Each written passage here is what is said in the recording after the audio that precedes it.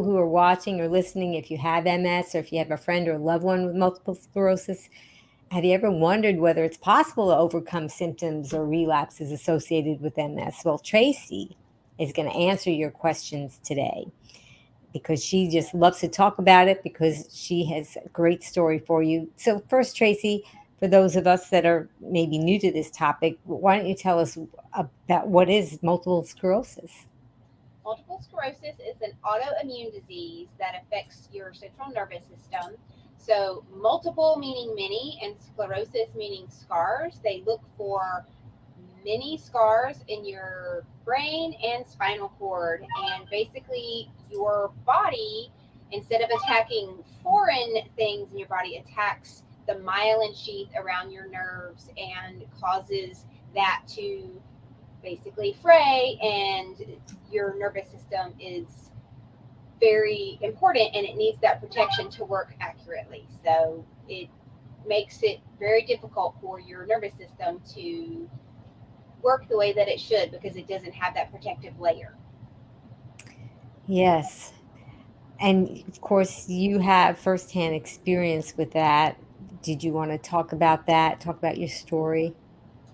Sure. So, what's really interesting about MS is that because it all depends on where your scarring is, where that myelin sheath has been attacked, everybody's symptoms are a little bit different. And so, MS is a diagnosis of exclusion. So, back in 2011, I had this weird tingly sensation in my toe of my right foot, and it worked itself up to my hip.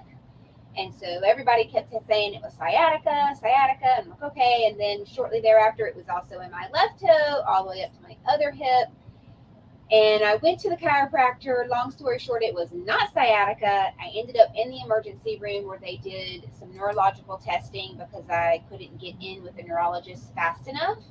And they did MRIs and you name it. They ran the gamut, made sure I didn't have anything else. And finally, they did what's called a lumbar puncture or a spinal tap. And they ruled out everything else. With the MRIs, they saw the scarring of my brain and spinal cord and concluded that it was multiple sclerosis. Wow, that's a very devastating thing to hear. It must have just shocked you. I mean, especially because of your age and your condition.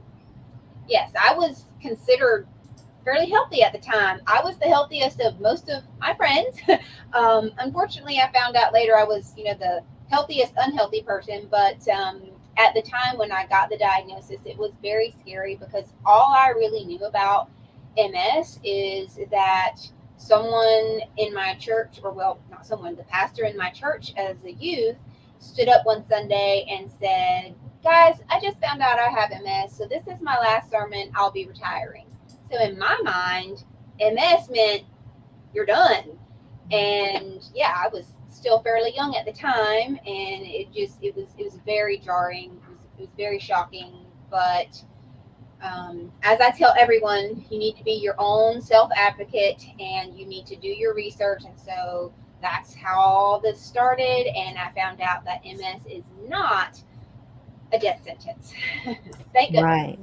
And we're going to start off with our true or false. It's time for True or False on Be Green with Amy Live. Answer true or false to Amy's questions in the comments below, and Amy will ask our guest for the expert answer. Okay, so our first question is kind of a long one, but true or false, Screen Warriors, genes are the starting point for both health and disease, but they must be activated or expressed to have any effect.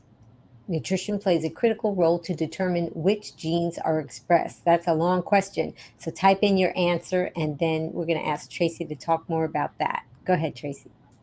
So, absolutely.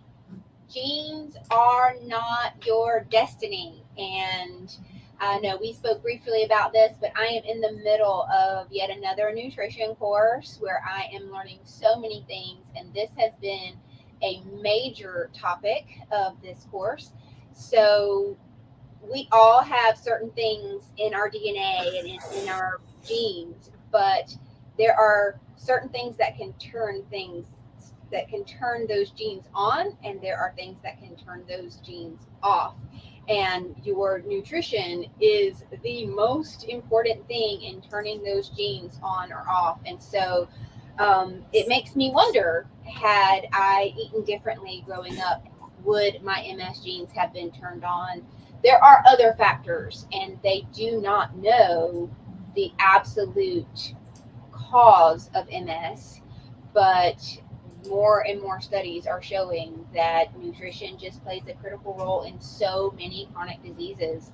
And so the better you eat, the better your health and longevity. And that's something that you're learning now as you're taking your nutrition course. But you had a first uh, chance to learn about this after your diagnosis. So, how did you discover this? Right. So I didn't really know the words per se. And what I also have heard many people talk about is some, most people believe that nutrition is responsible for prevention. But what they don't realize is that nutrition can also be responsible for reversal. And that's what I experienced. So I ate the standard American diet growing up. Um, I lived through the 80s, so I was all about low fat, read those nutrition labels, make sure all the numbers are the right thing. And then I realized that, add water and stir cooking is not really the best cooking. We really do need to have fewer processed whole foods in our diet. And so I learned that that could help me overcome my symptoms with MS. So I transitioned to a whole foods plant based diet. I did it in steps, but I am now not just surviving with MS, but I am thriving, and I am not debilitating like most people 11 years after their diagnosis. I am still working. I just like to say I'm thriving and not just surviving, and it's mainly because of my dietary changes. I've done a few other things, but the biggest thing is I'm giving my body the nutrition it needs to overcome these symptoms and be optimal. So I love Yeah, sharing. I'm glad that you're talking about this. Of course, I mean, I'm Be Green with Amy, and I'm all about eating healthy. And some people haven't learned about this, and it makes me feel sad, but I'm also optimistic and hopeful because when I have people like you on the show, maybe we will attract people who have never been exposed to learning about this different lifestyle, and maybe they can be helped. And sometimes people are learning about these different kinds of lifestyles, and maybe people have heard about a whole food plant-based lifestyle or a vegan lifestyle or vegetarian, but maybe they don't know too much about it. So let's unpack what kind of lifestyle do you mean as far as your nutrition? So, vegan is a simple word to use, and it's especially important. Like at restaurants, I'll usually ask, do you have anything vegan? But when people ask me, are you vegan? I kind of have to hesitate, and I'll say, yes, but it's more than that, because there's a lot of vegan junk food out there. And there are many different reasons why people go vegan. Sometimes it's ethical, sometimes it's health, whatever. But I I always like to use that term whole food, plant based. I as little processing as possible, as few chemicals as possible, just really trying to eat food in its most natural state. I do have to say a caveat. I process it sometimes because I do love making me some hummus, and I need a food processor for that. But I'm talking about like processing at a plant where they take stuff out and they put stuff in and they change the natural state of the food. And so I tell people there are items that are vegan that I choose not to eat, because what I choose to eat is what's the healthiest and most beneficial for my body, and that is going to be the most nutrient dense food that I can find, which is mainly, vegetables, fruits, whole grains, lentils or legumes and lentils, all those plant foods, and I no animal products whatsoever. Right. And there is a lot of processing going on.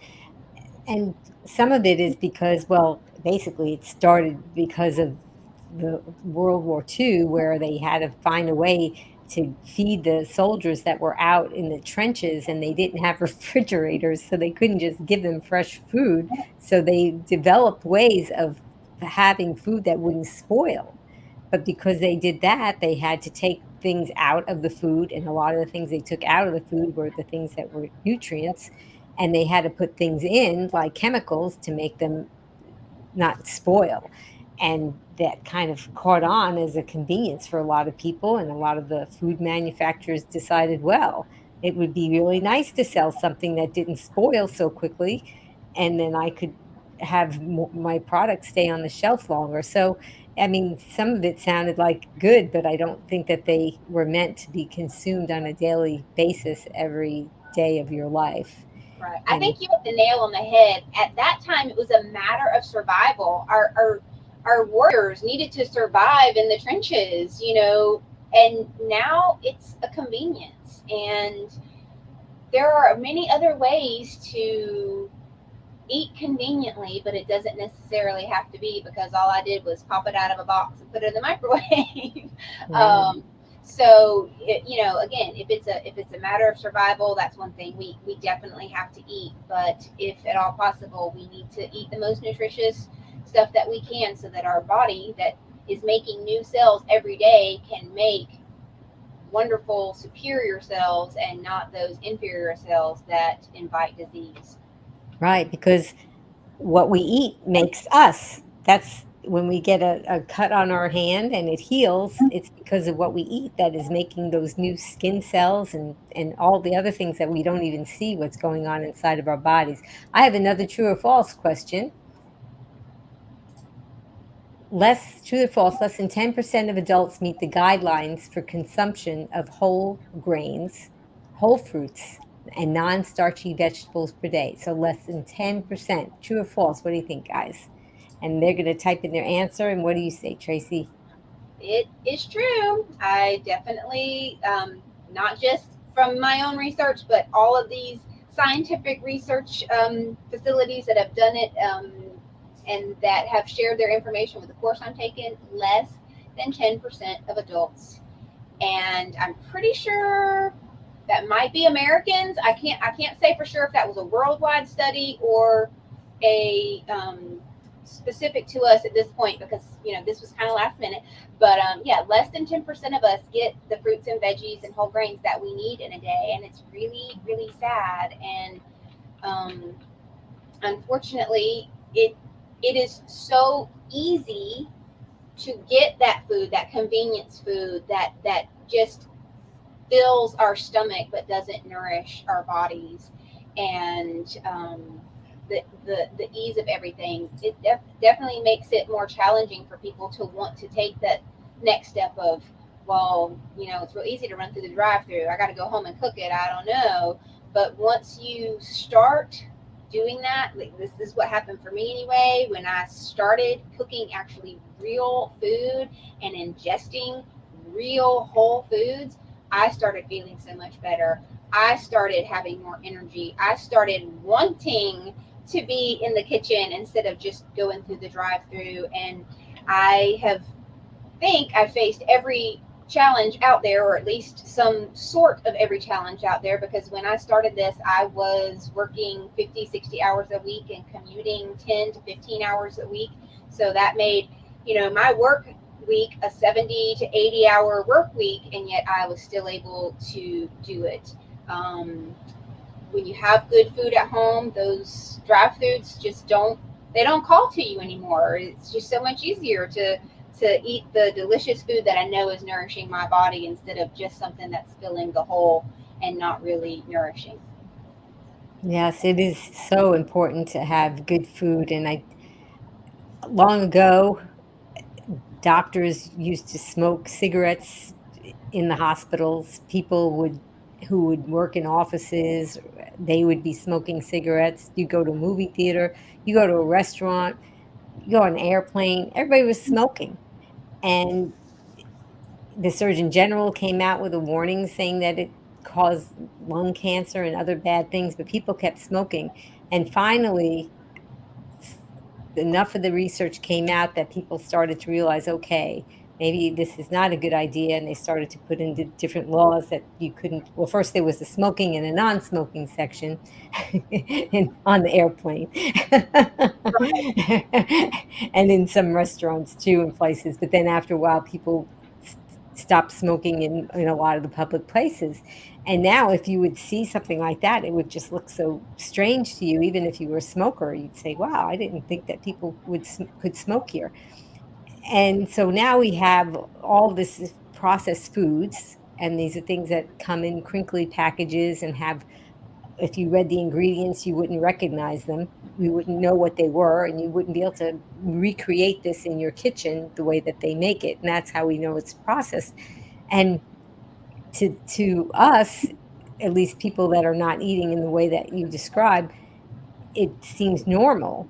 But hopefully, eventually, with all the research that is coming out, people will realize this is not the normal way to eat, and it's not what our bodies are meant to have.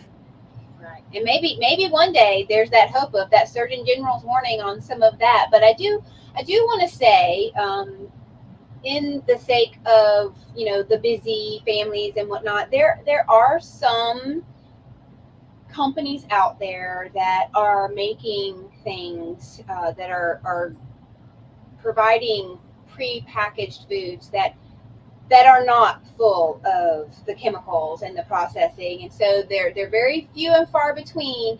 But you kind of said something that made me think. So my rule of thumb is most of the stuff I buy doesn't have a label because it's just an ingredient itself. A head of romaine lettuce or a can of black beans or whatever. But if I don't read the nutrition label, I read the ingredient list. And if I have all of those ingredients at home in my cabinet or in my refrigerator, then that sort of gets like the check of approval. Like, I could make this at home, but I'm going to save myself a little time. Okay. But when you start looking at, red dye number 11 or monosodium glutamate or some of those things that we don't have that stuff in our cabinets and our refrigerators, that's when you have to kind of draw the line and go, yeah, maybe I don't want that box of stuff. Yeah. So talk about some of the symptoms of MS that you experienced, and then talk about the changes that you felt as far as those symptoms after you started to change your lifestyle. All right. So I have the kind of personality that I tend to always look for the silver lining, and I kind of block out negative things, and I think it's good to some extent. But at one time, I had a list of 30 different symptoms I had experienced. And now I kind of regret it. But at one point, I went, I'm over all that, and I ripped it up and threw it away. And I can't remember all of them, but I do know some of them. My gait issue was probably the most visual. MS sometimes isn't really a visual disease because a lot of times it's cognitive or those nerves. Right. And But talk about gait as far as, walking and being yeah. able to walk on my own, balance and whatnot. I didn't ever really have to have a cane, but if I was on uneven ground, I had to hold on to something or have my husband near me. I had to wear certain types of shoes. I could not wear my little girly shoes for a long time. So walking, balance, that was a big thing. I had some visual issues where my vision just would kind of come and go, and I'd have great vision sometimes and not so great vision sometimes. And it wasn't necessarily after a stressful day. It was just kind of weird timing. Another thing, something that's very common in MS patients is fatigue and also the effect that heat has on you. So if I get too hot, I am just like, I start experience different things. I get that tingly, numb sensation back in certain areas, but also, and this is for a lot of people, but it's so much more extreme. Like the heat just totally zaps me. Like if I get overheated, I am done. Like it's just like I am totally worn out. It's like my gas tank went from full to empty like that. And I hear a lot of MS patients, so in some of the support groups that I'm in, they say, other people don't understand. Other people just say I'm lazy or I just need to get over it. But it is really hard to understand. But it literally is like someone poked a hole in our gas tank and we were on full and we were going 60 miles an hour. And then all of a sudden we are just at a dead stop and you just can't move on. I've had instances where I have needed to sit down and then I can't get up for several minutes until my body cools back down and stops experiencing those symptoms. So fatigue and the heat, those are really big issues. Gait is also something that's pretty common. I had a little bit of ringing in my ears. I had hair falling out. I had headaches really, really bad. I didn't have migraines. I used to think a migraine just meant a bad headache, but I learned the difference. But again, it's one thing when you've had a stressful day and you have a headache, but when your day has been fine and then all of a sudden your head is just throbbing and you have no idea why, it was really difficult. But it's all these nerve endings that are sending the signals and they can't get the signals through, so your body's just not working properly and it's exhausting itself because it keeps trying to work properly. It keeps trying to send those signals and it's not going through. So those are some of the key things that I really remember. I know it wasn't all 30 of them, and like I said, I kicked myself a few times for throwing that list away, but I was just so excited that I didn't have to deal with it anymore. But that's the past. So you adopted this whole food plant-based lifestyle that we kind of talked about a little bit, and then what did you notice anything right away? What did you notice? So this was something that was totally foreign to me, and so I guess it all depends on your personality type, but I knew that I wasn't as knowledgeable as I needed to be. But what I did know is that if I just ate all the plants that I was normally eating day to day, that I was not going to get the proper nutrition. So I knew that I needed to kind of dive in a little more, do some more research and figure out, okay, how do you get what you need just eating plants, which I found out it's super simple, but you do have to eat a variety of plants and you have to, make sure that you're eating enough because although they're nutrient dense, they are not calorie dense. And so I took a very methodical approach. I started with one meal a week and quickly moved into one meal a day. And then I did one full day a week. And I gave myself 6 months to transition from the standard American diet to, I'm just going to say, a plant-based diet, because again, I was still learning. And so my first goal was eat just plants. And it wasn't really the whole food plant-based, because there are a few other things with that, with like the extracted oils and whatnot. But I was just eat plants. And of course, now I've learned about, organic and all the toxins that they put on stuff. So, but at the beginning, it was just eat plants, 6 months to transition.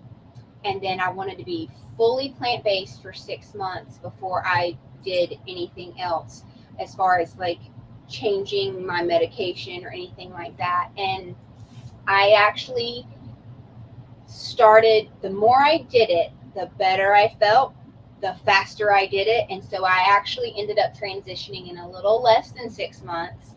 And I mean, just felt so much better. I also incorporated a sleep schedule because trying to help with the fatigue. So between the sleep schedule and eating better, I was just high energy, exuberance. As a matter of fact, the person that used to fake asthma because I hated running, started jogging because I just had so much extra energy, and started jogging to get rid of some of that energy. And all these different things is just unreal. But I took it a step at a time.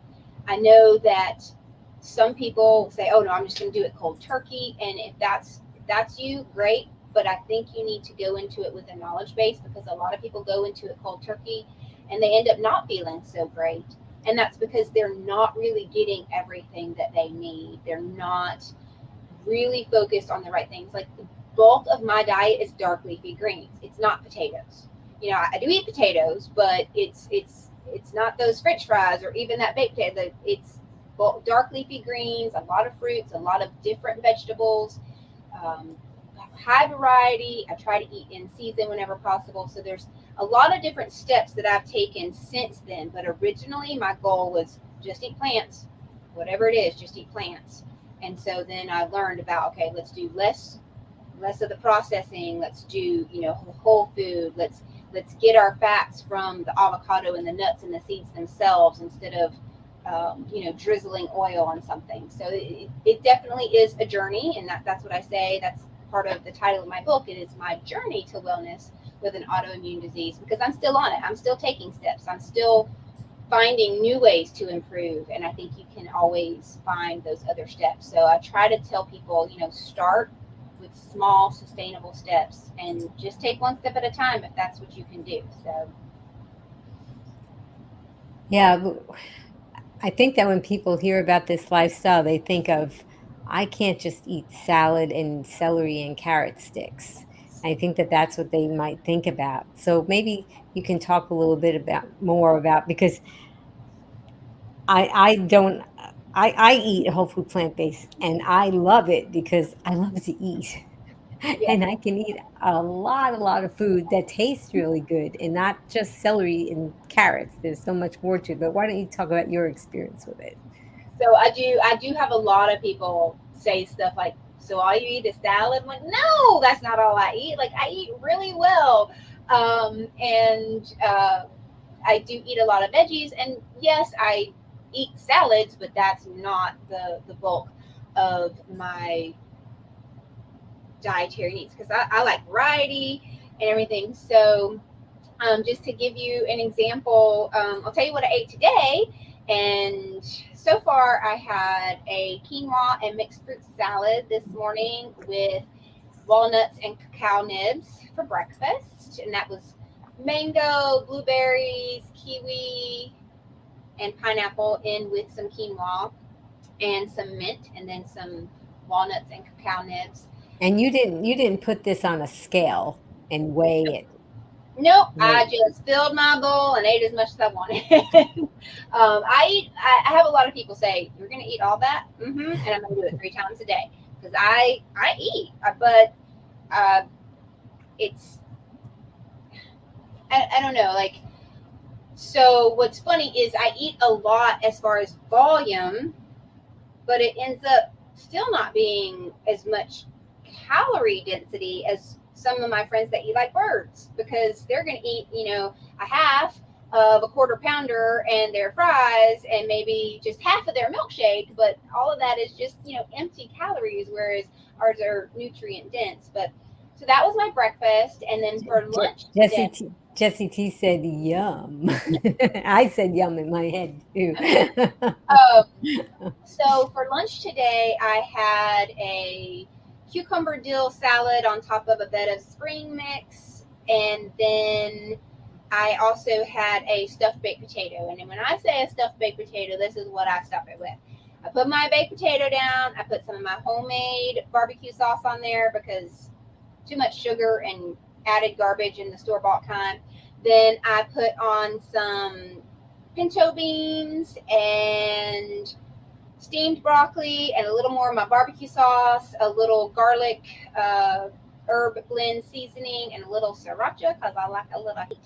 Sriracha is like the top of my heat level, but and then ate that up with the salad. That was my lunch, with a couple of sliced strawberries for dessert. And then tonight, let me think. I have it. Steve said lots of veggies. Yes, yes. Definitely lots of veggies.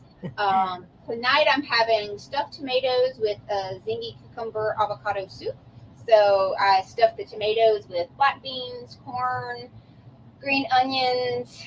Uh, I have a cheese sauce that I make, which is also veggie packed as well because it's based on sweet potatoes and carrots and nutritional yeast, and it comes out kind of like a cheesy nacho sauce. It's one of my favorite things, so that's in there. Yeah, you could even have that as a soup.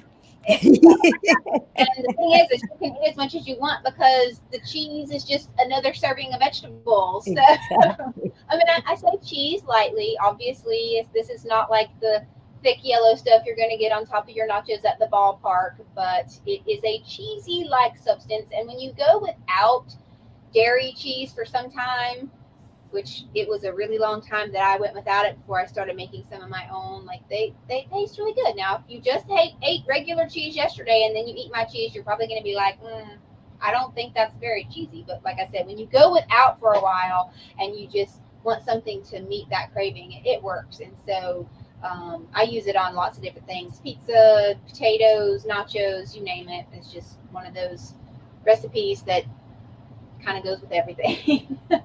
Right. And again, you're not weighing or measuring any of this food.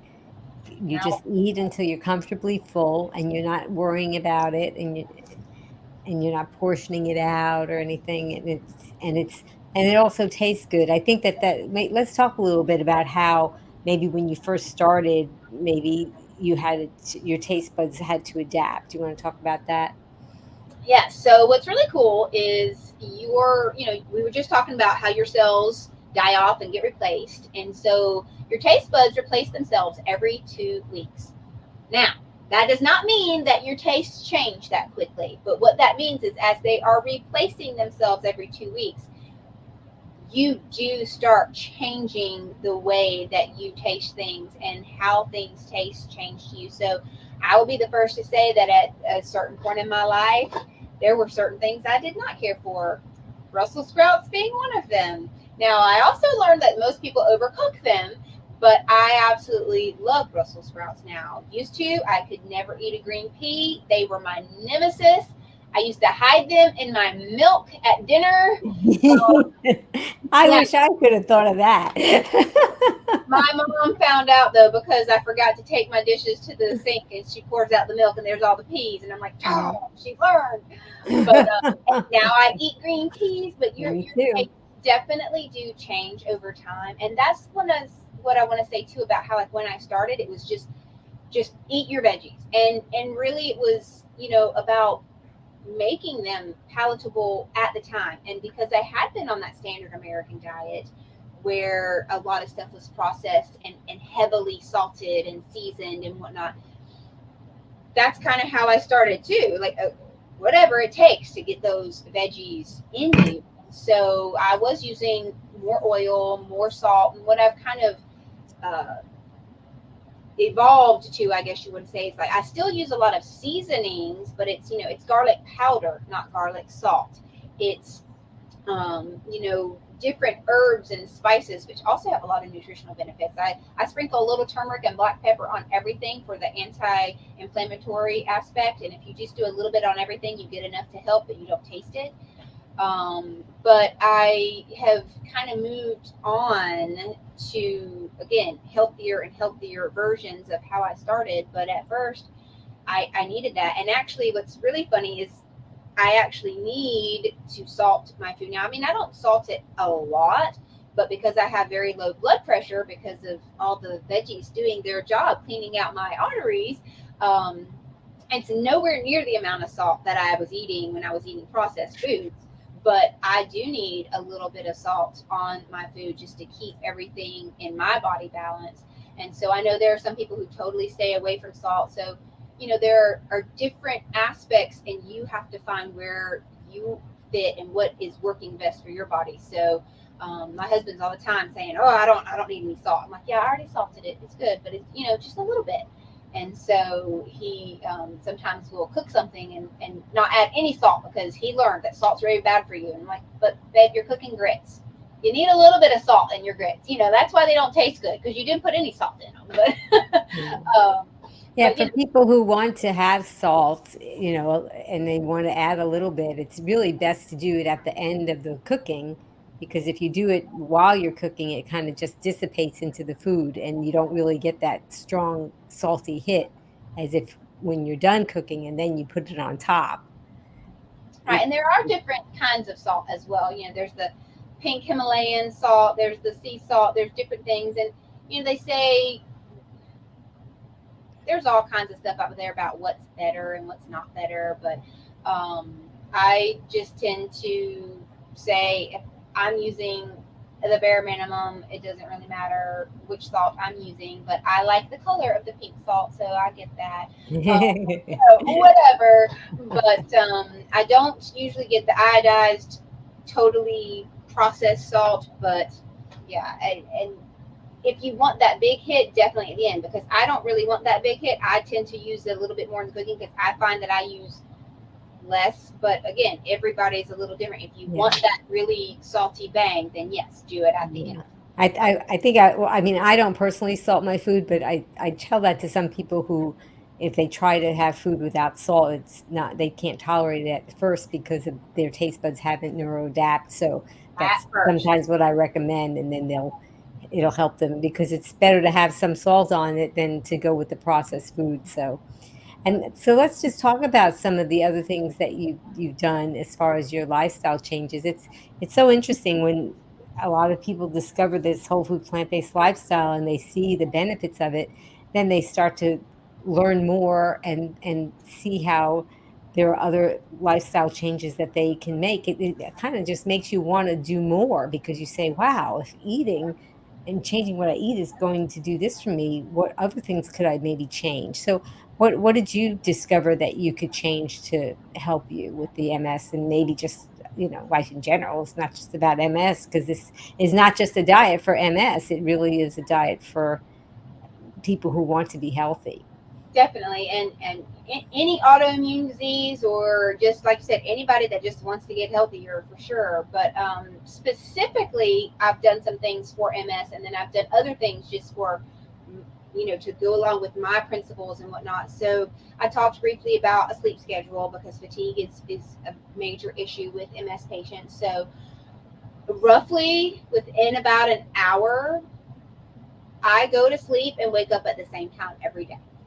And I've done it so long now that I don't even really need an alarm clock unless I have to wake up early for some reason. But within an hour, I am asleep. Within an hour at the same time every night, and within an hour at the same time every morning, I'm awake. There have been some exceptions when I'm sick. Obviously, I'm gonna sleep in, but I don't really get sick a whole lot. But if you're coming down with something, your body needs a little bit more sleep. But so I do a sleep schedule that has really helped me with that. I used to be pretty active, and then when my MS hit, I just couldn't because of some of the issues with my body functioning, but also the heat. But I found yoga, and there are specific MS yoga classes out there, and that's how I started. Now, are you talking about online or local? So I actually was doing something in person local because this was back years ago, but now just about everywhere has something online as well. But there's I think it's called OMS yoga. I'll have to look that up. But there's a place it's relatively local. It's called in Jacksonville, but they do everything online now, and it is specifically for MS patients. So you can go in person, online, and I'm sure there are many others, but that's how I kind of got started. That is interesting that they have a specific yoga for MS patients. So when you continue talking about that, but I would also like to know, because I'd like to do yoga and I would like to know what's different about that. So they go through a training, and basically because there are MS patients like me who are totally functioning, and then there are MS patients in wheelchairs that are not as totally functioning. So like in the class, they would say, okay, everybody, we're going to do pigeon pose. Here's the proper way. And then here are some modifications. Yes, some modifications. So if you need to hold on to a chair in order to keep your balance, or if you're in a chair because you can't stand up, this is how you do it. And so it was about those modifications that would still allow them to reap the benefits, but not be in the quote unquote proper pose. Also, a lot of people think yoga, hot yoga, that's going to be 90 some odd degrees in the room. Oh, you know, we don't do that. Well, We do hot especially you wouldn't be doing hot yoga. so it's not so much necessarily the poses themselves, but the modifications for the degree of your debilitation that you may or may not have. Right. And it's interesting also, and I want you to keep talking about the yoga, but it's interesting also because I don't know if it's still the case, but I think years ago, if someone had a diagnosis of MS, that they would be instructed not to be active. Do they still do that now? No, no, they say like you really need to stay active, but you need to find ways that you know that you enjoy and that are not going to exacerbate things. So I told you that I started jogging, and that was great in the wintertime, right? But here we are in South Georgia, North Florida. So there's only this small segment of the year where I can jog comfortably with my symptoms. So I just loved it so much. I actually bought a rebounder. And so I now jog every day in my air conditioned home in front of my TV with a nature walk channel on YouTube or something so that I'm still seeing nature, because they have studies that show whether you're in nature or just looking at pictures of nature, it has that same experience in the brain and the body. So I still get to jog every day. I also don't have to worry about traffic or snakes or rocks or anything like that. So now, honestly, even in the winter, I tend to do it inside because it's just so much easier. um, but yoga is something that just about everybody can do, and you don't have to be flexible. Yoga helps make you flexible. So that's the common thing that we hear, oh, I'm just not flexible, but it's something that just about everyone can do. And especially if you find an instructor that knows, okay, here's how you need to modify this, it really is helpful. And there are classes that they can take. So if you know a yoga instructor or know a yoga studio, go to them and say, can someone here get certified in MS yoga so I can start taking classes? And So there's actually a certification for MS. Wow. yes, yes. Yeah, because we have someone that comes on the broadcast once in a while, Angela Fischetti, and she Yes, likes to do office chair yoga, and she shows different modifications. So I'm going to talk to her about that yeah, and because that might, I mean, again, if you're in a wheelchair, an office chair, that might be something that can kind of go hand in hand. So, the one other thing that I do specifically for my MS is I do a small amount of supplementation. So, there are lots of studies that show that there may be a link to vitamin D with MS. So, although the very best way to get your vitamin D is for your body to make it itself, and that is 15 to 20 minutes in the sunshine.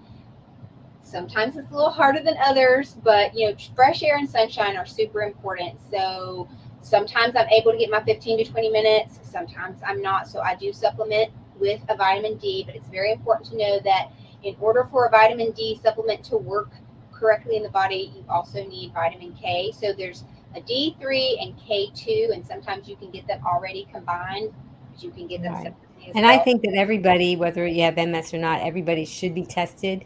And even if you live in a southern state, that doesn't mean that your vitamin D level is optimal, because many people are low and some are even deficient. And even in places like Florida, it's not uncommon for that to happen.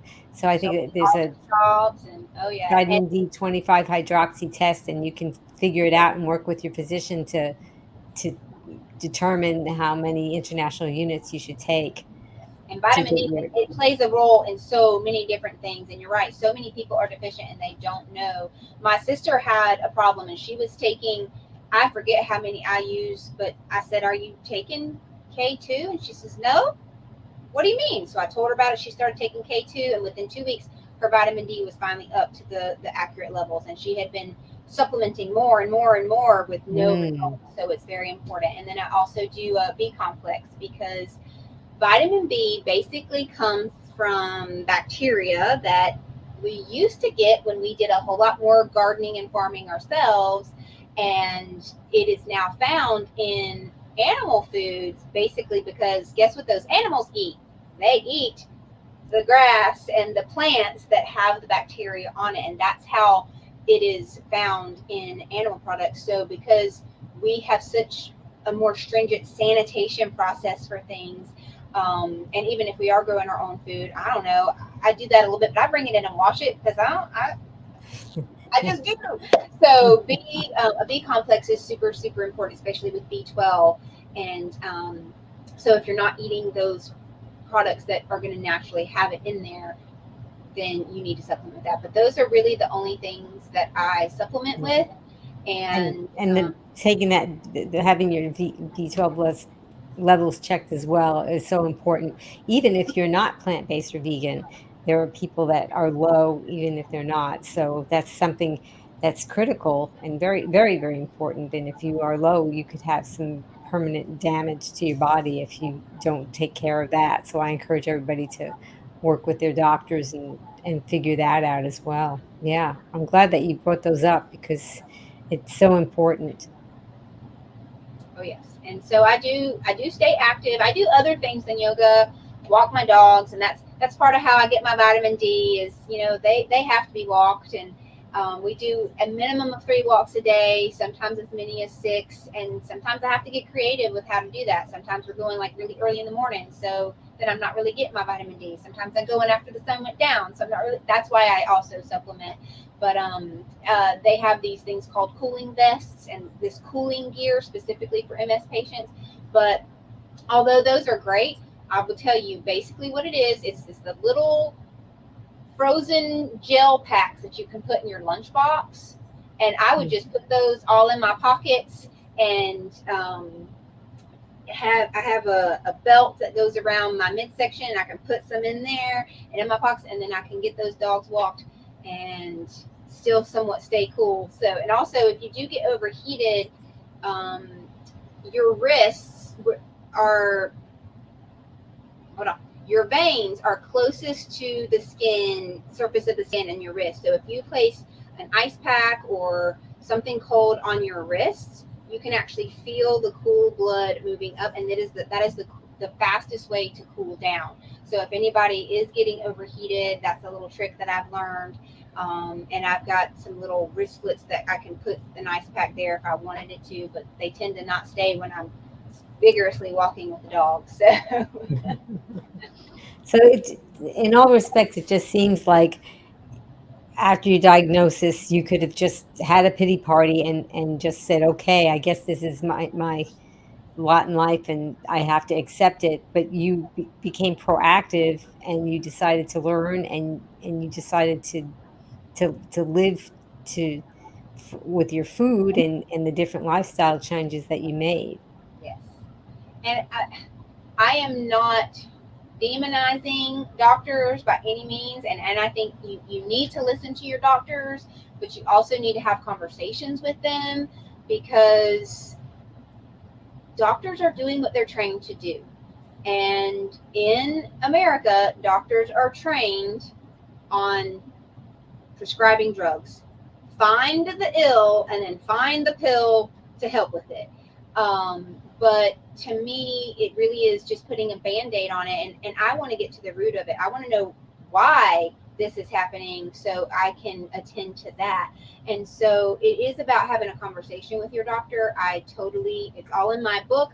I mean, I went to my doctor and said, hey, I found out people were managing this in this natural holistic way that is more in alignment with my principles, and I really want to try this. I basically said, I'm not asking your permission. I'm telling you this is my plan because I thought it through. I made a plan. I said, but I want you to still care for me. I want you to still monitor and make sure that that I'm still well. And so every time it was, well, are you still doing that thing? And I'd say, yes, ma'am. And she goes, okay, well, can't argue with success. Keep doing it because everything's looking good. And I was definitely improving. I was not debilitating, but some people, they just get that diagnosis. And I mean, the doctors told me I'd be on medication the rest of my life. I'd start debilitating, and probably by the time I was this age, have this, and this age, have this. But it's just their training. I had a great doctor, and I don't want to speak ill about doctors at all, but I had to be my own advocate. I had to find out for myself. I heard medication the rest of your life, and I went, no, that doesn't fit with the way that I operate. Like, I just don't believe God made us to take medication every day of our life. He gave us the medication we need, and it's the food that we eat. And so I think medication has its place. I think that sometimes you need to take medication for sure. But I personally don't operate under well, you have to take this every day until you die. Like, there's something that doesn't sit well with me with that. And so I found a way that I'm still doing well, but I'm not necessarily doing the prescribed thing. But I started that way. I started with the prescription, and I did everything under doctor supervision. So I think that's super, super important, to let people know. I didn't just go rebel and I'm doing it my way.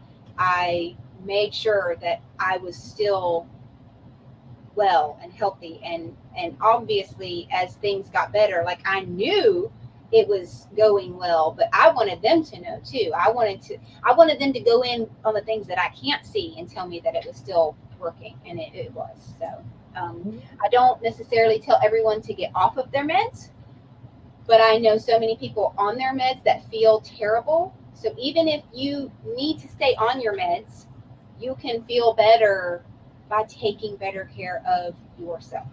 So, Yeah. I mean, there's so many people that are watching and listening that may be experiencing these side effects of the medicines, and they don't know what you know. And this is so valuable, what you're saying.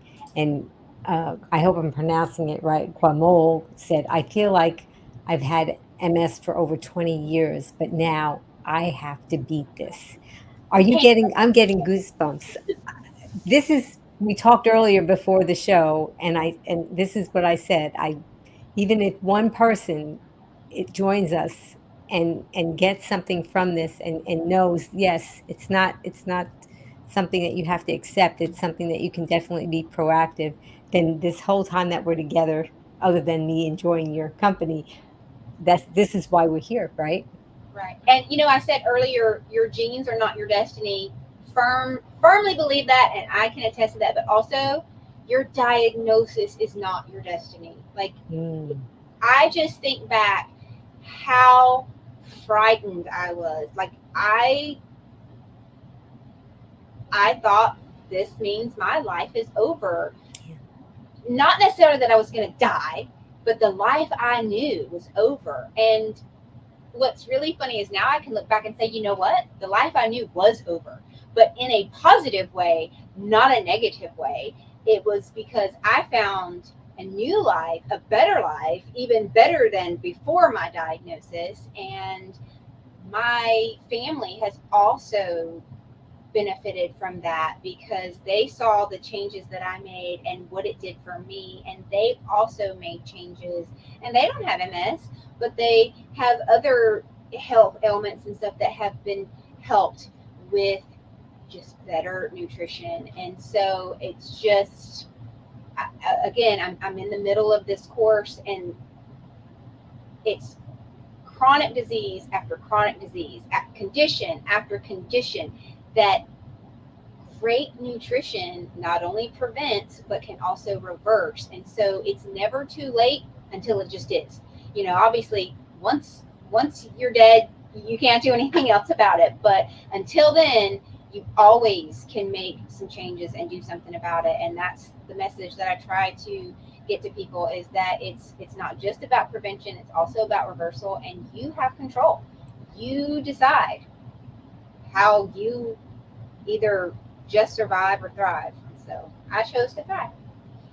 Yep. So the optimal diet for MS is really the same that is optimal for all of us, for if we're looking to prevent cancer, diabetes, and the list goes on. Blood pressure, heart disease. There's just so many people with autoimmune that just can really benefit from this. And but now talk about the time that it takes, because maybe somebody would say, okay, I'm going to eat this whole week, plant-based, and oh, it didn't work. So I do want to I will talk about that, but I want to say something about what you said too. Is Yeah. it all goes back to what we were talking about earlier. It's the building blocks. Like your body is made up of trillions of cells, and every day cells die off and new cells have to be built.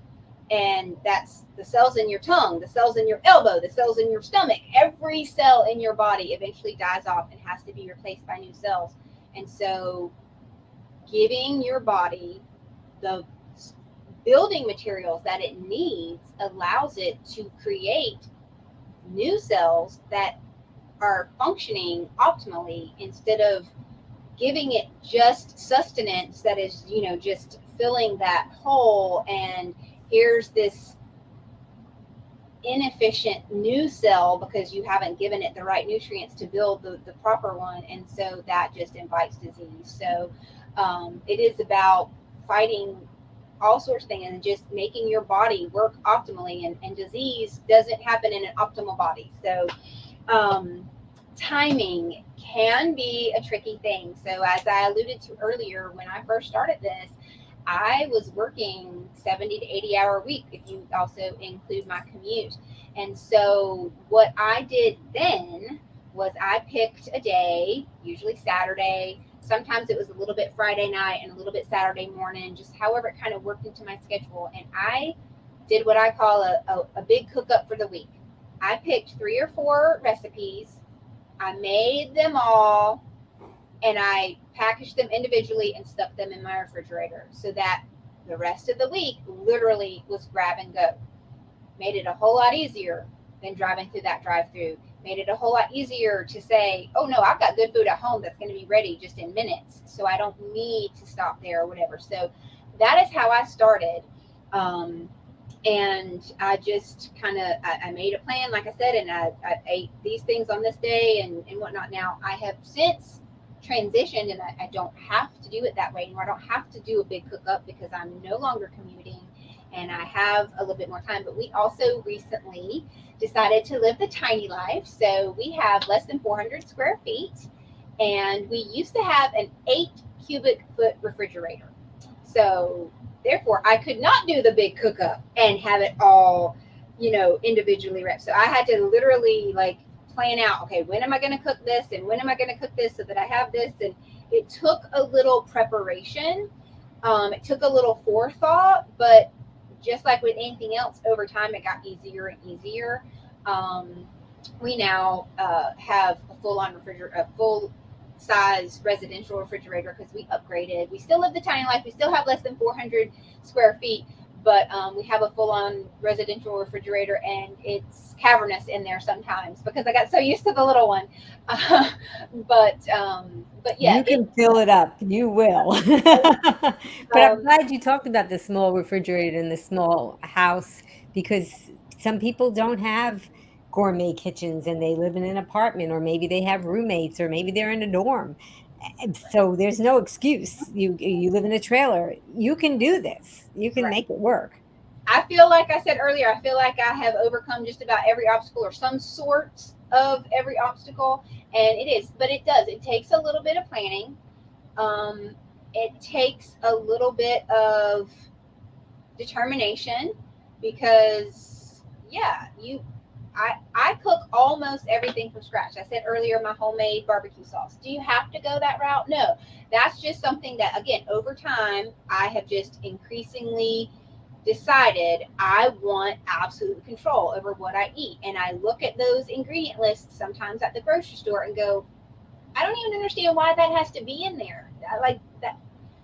Sometimes there are ingredients. So I'll tell you one example, and this actually isn't from being plant-based, but back when I was a teacher in the education system, in the public school system, I had a little girl that was allergic to eggs. And we were having a party, and yes, I fell prey to that. Oh, you just sugar them up and send them home. I know better now. But I was trying to find something that this particular little girl that had an egg allergy could have. And the school had this weird rule about how it had to be prepackaged. You couldn't Yeah. bring anything from home. But I thought, well, they have prepackaged Rice Krispie treats. And Rice Krispie treats are what? Butter, marshmallows, and Rice Krispies, right? Oh no. You go to the store and you look at that ingredient list, like, why is there egg in there? Like, I don't get it. Like, sometimes there's just this crazy mismatch of ingredients that make no sense. And like with barbecue sauce, it's just the amount of sugar that's in some of the store-bought barbecue sauce. Like, I don't need all that sugar. I want barbecue sauce. And so I've taken additional steps, and I make almost everything from scratch. But again, there are those companies out there that are a little bit more cognizant of clean ingredient lists and the different things that we want, but they're fewer and far between. And if you live in a bigger city, then you have a little bit more access to those. But it really doesn't even have to be that difficult. It in my business now, I've moved from education Jesse T system. wants to know what's in your barbecue sauce. Oh, so it's basically tomato paste, garlic powder, onion powder. Oh, you're going to really test me here. A little bit of liquid aminos, and I do use a little bit of maple syrup, but it's a very little bit. Right. You could use date paste too. Mhm. And I think, and there's definitely some water in there to thin it all down. There might be a few other things I'm forgetting, but it's basically tomatoes, spices, and just a teeny bit of maple syrup and liquid aminos to do that whole salty sugar. See, and you notice how if that was on your label, you could pronounce all of it and you would recognize all of it and you could buy all of it as you do and bring it in your kitchen and make it. Whereas if you read those labels on the barbecue sauce in the store, you won't recognize a lot of those chemicals, and you surely couldn't just buy that and concoct it in your kitchen. And the sugar for ultimate refined sugars, like high fructose corn syrup. Well, I don't want that. Right, because we've learned by adopting this lifestyle, we've learned that those ingredients are just deleterious to your health. Whether or not you have MS, it is not healthy for you. And it seems like you're really inspiring Guamo. I hope I'm pronouncing it right. Who said I was going to eat beans? What do you think? So I think that we have somebody that wants to get started. Yes, beans are awesome. They are full of fiber, they are full of protein, they have the complex carbohydrates that help them to be slower digested, and folate and iron, you name it. Beans have great nutritional profile. And that's what I was going to say. It doesn't even have to be fancy. A lot of times I have super simple meals. Like I said, today my meal was literally a baked potato, beans, steamed broccoli, barbecue sauce. And by golly, if you want some store-bought barbecue sauce, go for it. Like, that's just the step that I've taken years after, trying to go down the path of just eating vegetables. But I have a very simple plant. Sometimes, like, it's just buildable. There's so many people out there that have this whole buildable mindset, and it's use a grain or a starchy vegetable, so either like a brown rice or a sweet potato or whatever, and then build onto that. Make sure you get some kind of protein in there, like chickpeas or pinto beans or whatever, and then load it up with some veggies. I chose steamed broccoli today. I could have chopped up some kale or some spinach in there, and then onions or sweet peppers, or just load it up with as many vegetables as you can think of that you might want to have in there, and go for it. It doesn't have to be fancy. It doesn't have to be a recipe. And by golly, you don't have to do any measuring. You don't, just put it in there until you feel like your bowl is good. I mean, sometimes you could even take a bag of frozen vegetables, any kind that you like, because they're already pre-steamed, and you could just throw that in there too. You wouldn't even have to prepare them if you didn't want to, because as long as they're just those vegetables and no other sauce in it, you'll be fine.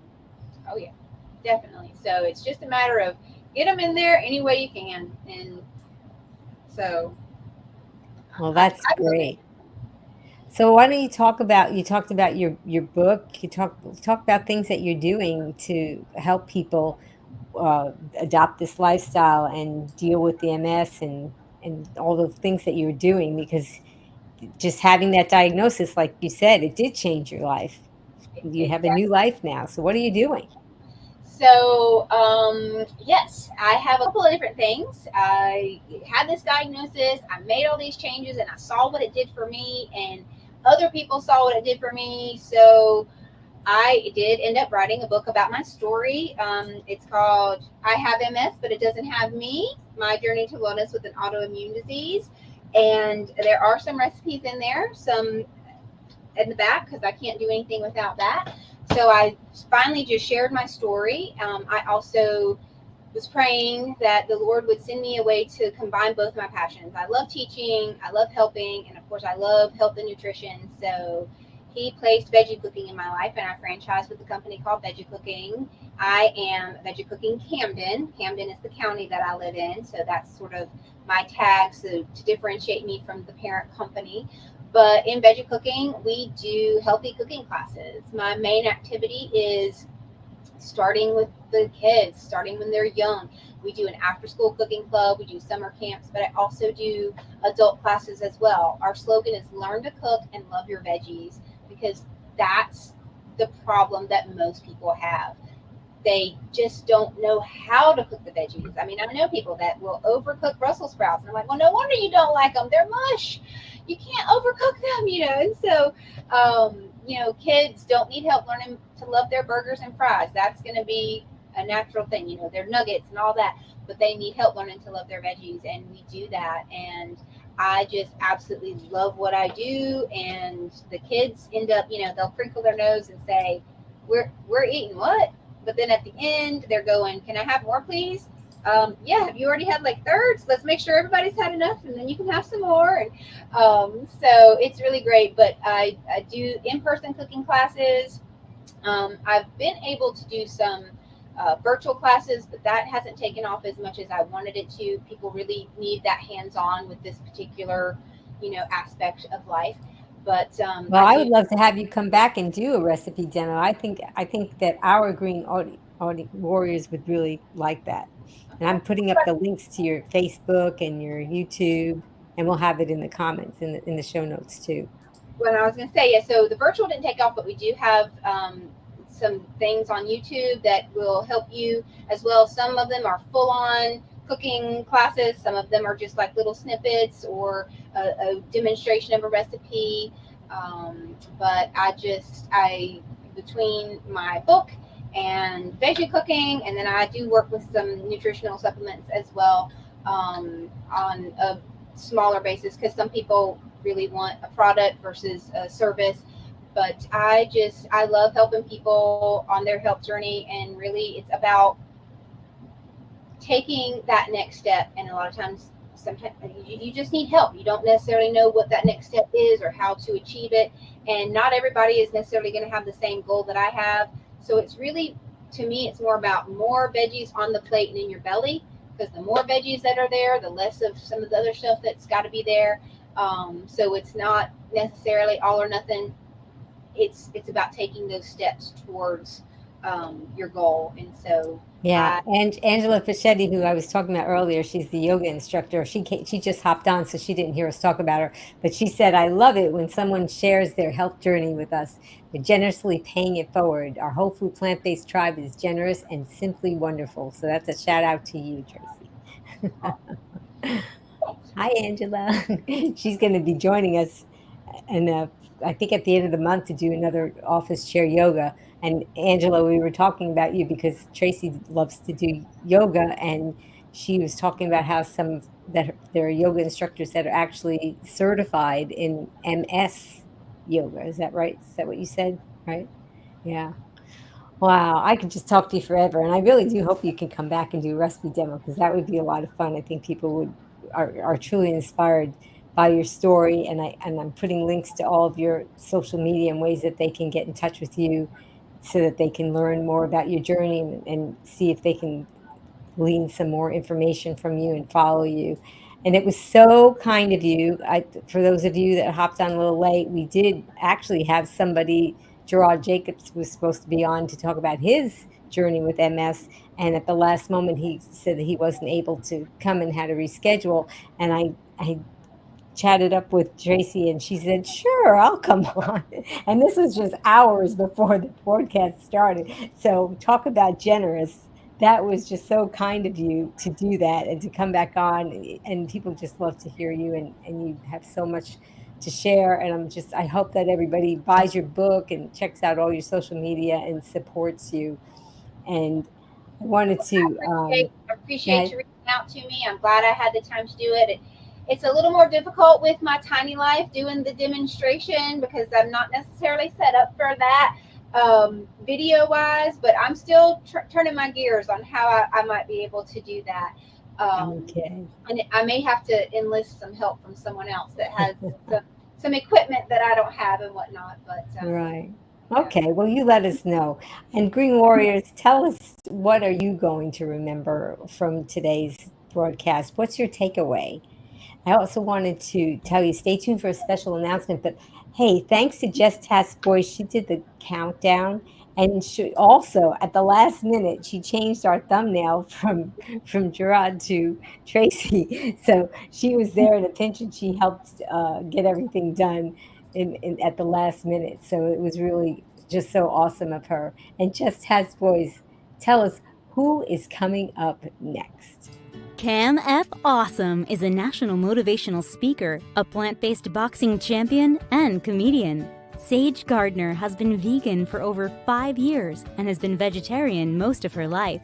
Sage will share her personal journey around nutrition and conscious consumption. Learn about their plant-based journeys on Be Green with Amy Live, Wednesday, June 15th, 3 p.m. Eastern, noon Pacific. Well, most of all, I want to thank all of you Green Warriors who have joined us today and shown your love with your likes and your hearts and your nice comments. And that's what it's all about. That's why I'm here. That's why Tracy's here, because we know that this lifestyle is so critical to helping people with MS and also with other health issues. And I thank you again, Tracy. Thank you, Green Warriors, for being there with us. And I also wanted to, Angela said, yay, for Jessie T. Awesome. Oh, and I also wanted to invite you to join me and Tracy to do my tagline. Are you ready? Guys can type it in, and it's going to be strong, be well, be green. Are you ready to do that? Okay, here we go.